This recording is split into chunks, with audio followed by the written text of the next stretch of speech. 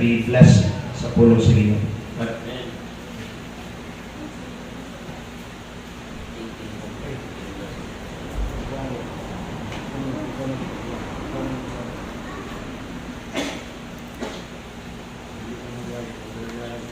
Amen. Good morning, my dear brethren. Man. So we start our expander. Let's all stand and let's open our Bible in Jeremiah 29, verse 1. So now we're starting with verse Jeremiah 29, verse 11.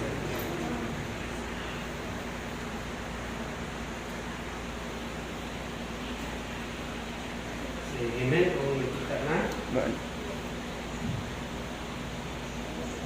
Jeremiah 29:11. Amen. Let's read all together. For I know the thoughts that I think toward you, saith the Lord, thought of peace and not of evil, to give you an expected end. Let's pray.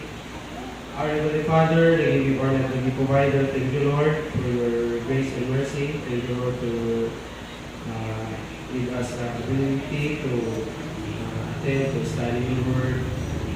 Lord, we ask for forgiveness for our sins and righteousness, O Lord. Lord, we ask for wisdom and understanding, Lord God, that you will continue to guide us, O Lord God, and with your Holy Spirit, guide us, O Lord, and help you also, Lord God, to bring your word and be able to give your message to your people. We ask this in the name of our Savior, Lord Jesus Christ, we pray. Amen. Amen. Please all be seated. So, isa sa mga verse na pag-aralan natin ngayong umaga is in Jeremiah 29, verse 11. So, isa lang siya. But we know that this verse is very known sa common na ginagamit ng mga tao. Minsan nga, pinuputo, lalo na sa pag-may birthday, no? Sa tarpaulin, nilalagay nila. No? Then, yung iba, ginagamit nila sa sasakyan nila, dinidikit. Ito yung always ginagamit. So, itong verse is malisikat siya pa. Ginagamit sa mga tao. Na iba, ginagawa nitong life verse. And ito mo pag-aaralan natin umaga na ito na idip natin yung ano bang ibig sabihin, bakit na nasabi itong verse na ito. So, as we know, Prophet Jeremiah was a prophet who lived during the time when the kingdom of Judah was about to fall to Babylon. No? Ito po si Jeremiah, isang prophet. No? Isang major prophet na ginamit ni God noong time na in-exile ang mga Israel. No? Ibig sabihin ng exile is yung pinatapon sila, no? Sa Babylon. No? Sinakop ng Babylon Empire yung Israel. Yung iba, yung mga Israelite na natapon doon is hindi nila alam, no, kung ano ang dapat nila gawin doon, no? Kasi bagong ano yun, bagong leader o namumuno sa kanila. Same din sa mga nag-abroad, no? Same sa akin na nag-abroad. So, iba na yung nag-lead doon sa country na yun. So, dapat di natin alam, no? Kung, no, alam naman natin yung Babylon, yung time na yun is nila, inaalipin na talaga yung mga nagsasakang nila, lalo yung mga servant. So, ang tanong doon is, bakit inallow ng Panginoon na sila ay matapon doon sa Babylonian? Dahil po, the Israelite has been disobedient to God. No? So may purpose kung bakit sila na punta doon. And turning away from this commandment, which lead God's judgment through Babylonian exile. So, kaya binigay sila ng Panginoon sa mga Babylonian. In Jeremiah 29, the Israelites were already exiled and living Babylon far from their homeland. No? So, hirap talaga pag mapunta doon sa ibang lugar na hindi ka komportable ba? Hindi mo alam kung ano ang pamumuhay. In this chapter, the prophet Jeremiah sends a letter to exiled elders, priests, prophets, and people, encouraging them to settle down, build house, and plant gardens, and seek the peace and prosperity of the city of Babylon. This was part of God's plan for them in difficult period. The message was to remind them that while they were in exile, God is still planned for them a future full of hope and restoration. As we know, sa last chapter chapter 28 is na mga prophet, no? Na mga prophet na nagsasabi sa kanila na ang pagka-exile nila, no, ang pagkatapon nila doon sa Babylon is 2 years lang daw, no? 2 years lang, at saka pagkatapos doon is mabalik na din sila sa kanilang homeland. But kato na prophet is isa sa mga bulaan, no? na istorya sa mga tao na 2 years lang daw pwede sila ma-exile dito. But prophet Jeremiah, isultian siya, no? I-rebuke na ang ilang pag-stay is 70 years. 70 years, sabi ng Panginoon kay prophet Jeremiah na sabihin mo sa kanila na 70 years silang manirahan doon. No? 70 years at inallow sila na mag-asawa doon, yung mga anak nila mag-asawa din, and mag-build sila ng house and garden, no? At tulungan nila yung bansa na yun na tulungan nila bansa na at the same time ito po yung paraan para ma-restore sila, no? Alam naman siya na pag-servant, no? Inaano sila, tawag doon, ina-aliping, inasaktan sila. So, that's the time na kung i-apply natin sa buhay, kaya napunta tayo sa may mga challenges, may mga suffering na dapat ito endure, is para tawagin natin ang Panginoon. Dahil alam ng Panginoon yung thoughts natin, at alam din niya ano ang plano para sa atin. So, thoughts of peace, not of evil. Sabi niya doon, sa verse. Now, this assured the exiled Israelite that even though they were facing hardship, God's ultimate purpose for them was peace. No? Bigyan sila ng peace. And not to harm, the time of exile will eventually lead to restoration. Unexpected end is often interpreted as a hope for a future path filled with a promise and restoration and fulfillment. The Israelites, it means after 70 years of exile, God will return to them their homeland. So, 70 years ang binigay ng Panginoon sa kanila at hindi nagsobra. No? After 70 years, kapalik sila sa lupain nila. No? The historical context, the exile at the time of this message, the Israelites were in Babylon because of disobedience on idolatry. So, kaya itong verse na binigay talaga sa kanila, no? So, napunta sila doon dahil sa kanilang mga disobedience. So, ang Panginoon talaga ay hindi nagbibigay lang ng yung magandang buhay lang ba, na easy lang. So, ang Panginoon ay nagbibigay talaga ng hardship para tayo ay tumibay at nabigyan tayo ng closeness sa Kanya ba. Pag may suffering tayo, may mga challenges na madaanan, is hindi natin siya malilimutan, no? Na siya tawagin. They had been taken captive by Nebuchadnezzar, by Babylon king.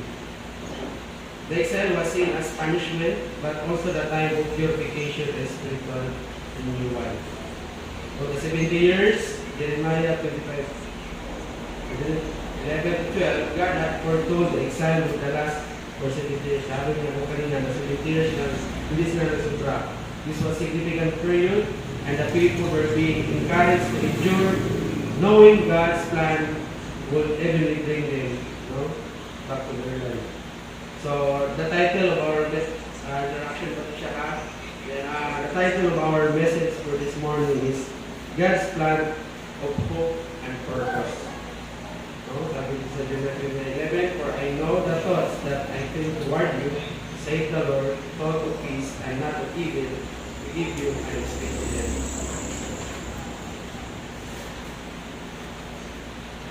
As the way of direction, in the times of trial and hardship, it can be easy to question the future and wonder what God's plan for us. So, minsan natanong natin sa sarili natin, ano ba talaga yung plan ng Panginoon sa atin?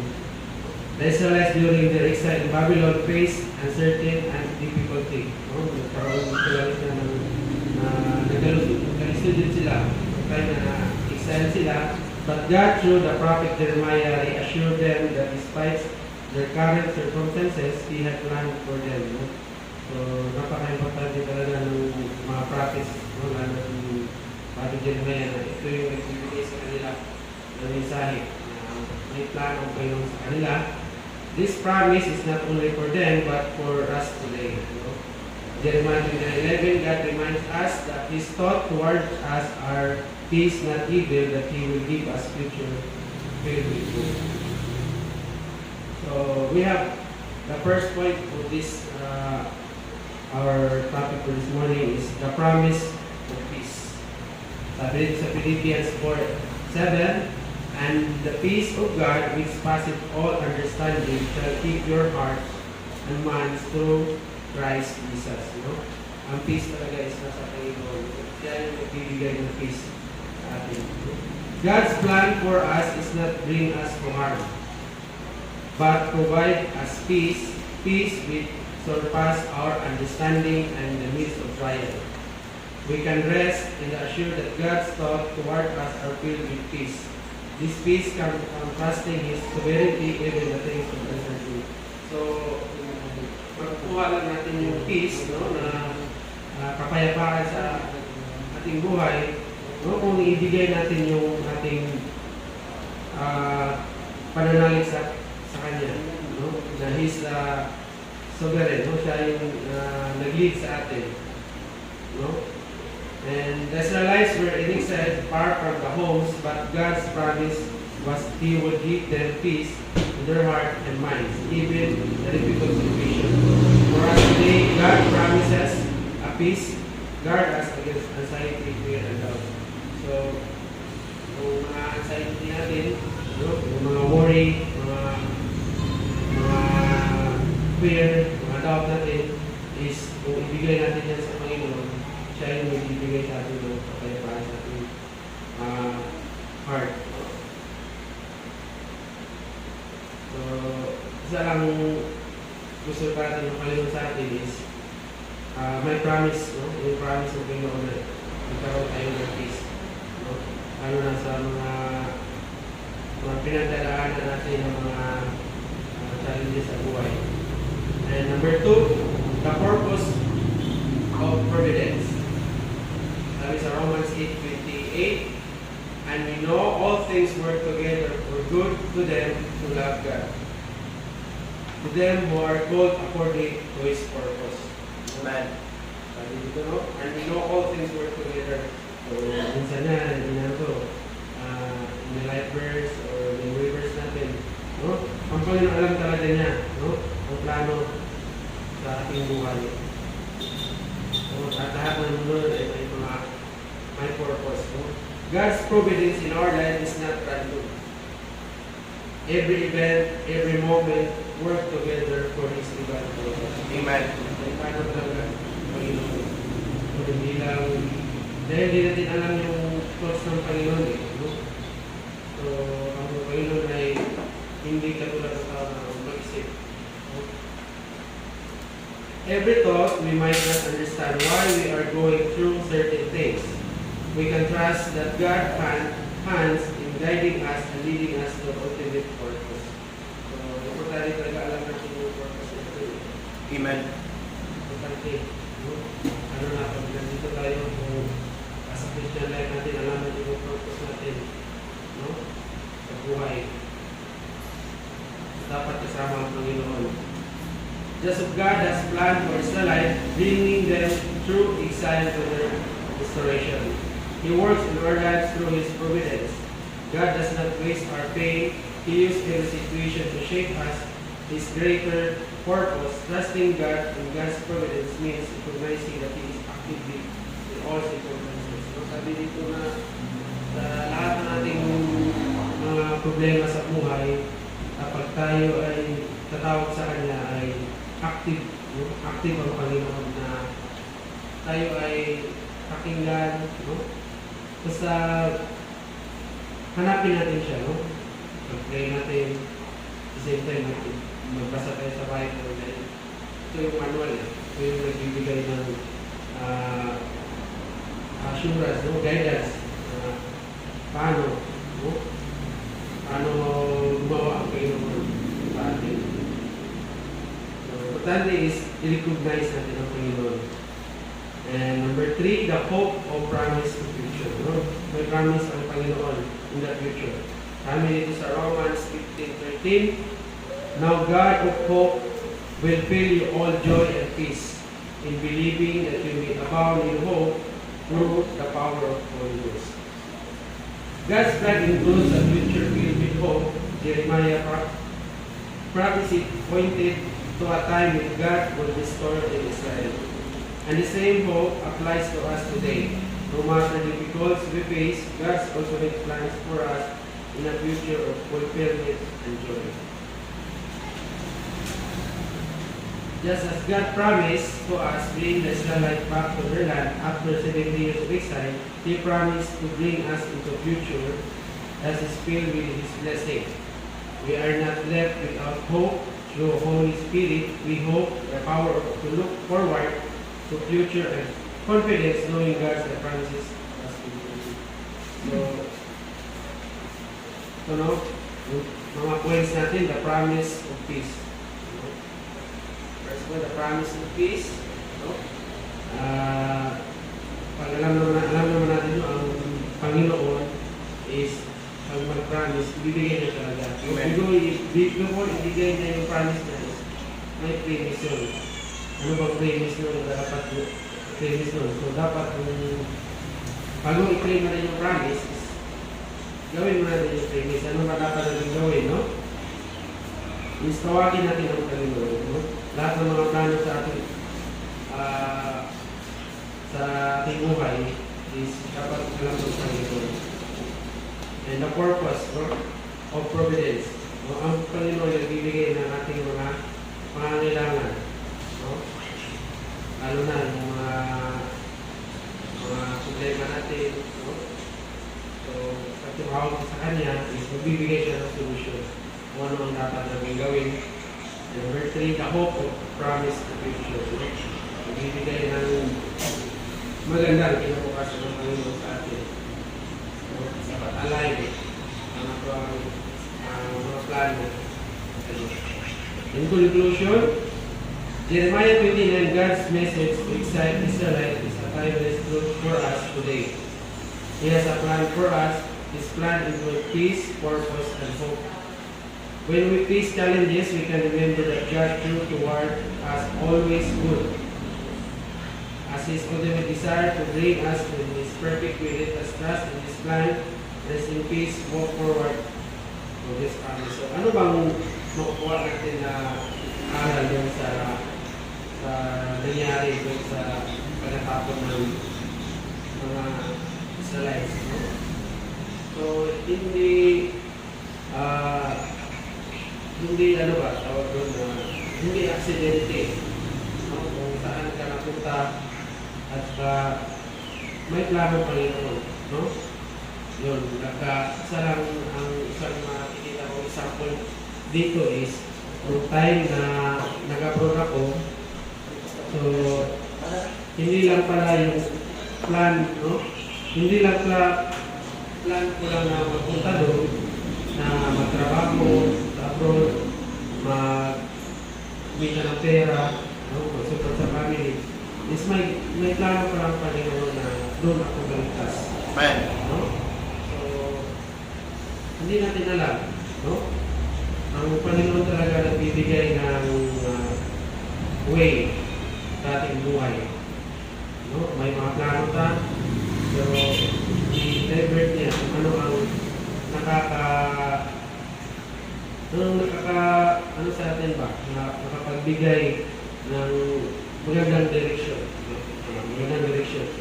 Kaya na doon ako na-save, ligtas, baptize. At the same time, may plano pala ang Panginoon na pag-uwi ko dito sa atin, sa bansa natin is ipagpatuloy ko. Amen. Ipagpatuloy ko ang aking natanggap na lalo na yung salvation. No?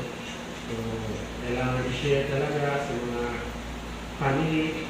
At the same time, nagkaroon ako ng burden. Every time na may makausap ako na mga tao, lalo na sa office, always nakikinig ng mga sermon, no, dito sa atin na kailangan natin magbigay ng i-share natin yung mga Amen.